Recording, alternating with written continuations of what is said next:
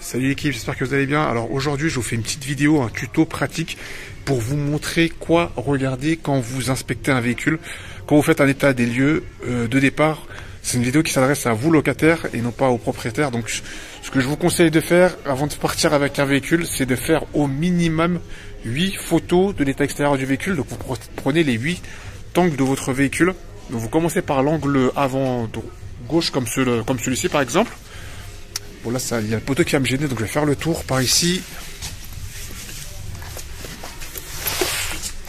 Ensuite vous prenez par exemple là la partie de la carrosserie en entière. Bon là on est un petit peu gêné par le poteau malheureusement. Vous prenez la partie gauche du véhicule par exemple en entière. Puis la partie arrière gauche, cet angle là, en entier. Puis la partie arrière là pareil. Ça va me gêner mais je sais pas si on va bien voir, en entier. Etc, etc. Donc vous faites le tour du véhicule comme ceci et vous prenez au minimum, enfin j'ai bien au minimum 8 photos du véhicule. Ça c'est la première méthode.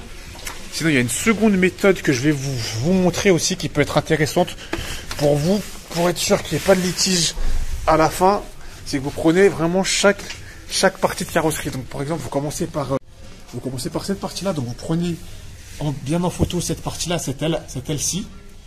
Puis ensuite la partie roue et jante, puis ensuite la portière côté conducteur, puis ensuite la portière arrière, puis cette aile-ci là, cette partie là, puis les roues, les jantes, puis etc.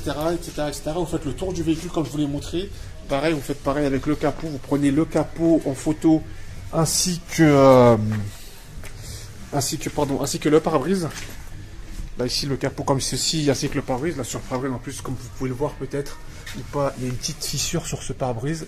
Et là je sais pas ce que c'est une trace de... Oh, c'est quoi ça? Tiens, donc on dirait un sorte d'impact. Il a dû recevoir un caillou, mon dernier locataire, donc j'ai bien fait de faire cette vidéo parce que je l'avais pas vu. Ok, donc voilà, donc prenez bien en photo votre véhicule comme ceci avant de partir en location, comme ça il n'y aura pas de litige possible avec le loueur. Sinon, vous avez une autre solution aussi que vous pouvez faire pour vous prémunir, mais ça, vous ne pourrez pas le mettre en ligne sur les plateformes de partage, mais vous prenez une vidéo de la voiture, vous faites le tour à 360 degrés. Et ce qu'il faut bien checker sur les véhicules, c'est surtout les parties basses. Parce que les parties basses, c'est vraiment les parties qu'on pense le moins à regarder. Et vous vous penchez comme je le fais, vous faites tout le tour du véhicule et vous filmez bien surtout les bas de caisse. Je vais vous montrer sur un autre véhicule, par exemple la Clio 4. Parce que moi, ça a failli m'arriver, donc je vous préviens pour pas que ça vous arrive à vous aussi. Si on se penche pas, on peut penser que le véhicule est en bon état, que tout va bien. Et si on se penche, on peut découvrir des choses. Donc là, vous voyez, si je me penche pas et que je fais... Attendez, je crois que je mets juste la lumière. Donc je me remets dans le même angle. Donc regardez, si je me penche pas, on voit que jusqu'à cette partie-là. On voit que jusque là.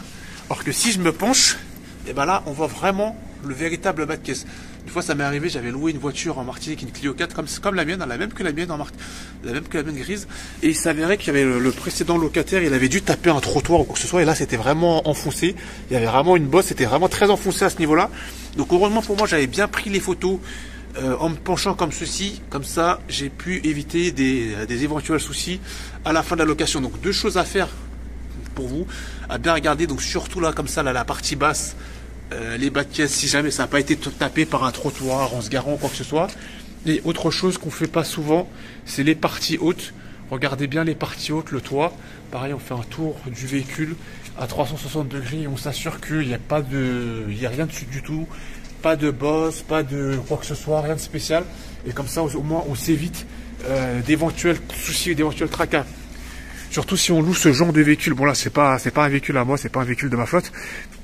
Mais si on loue ce genre de véhicule, ça c'est un van aménagé.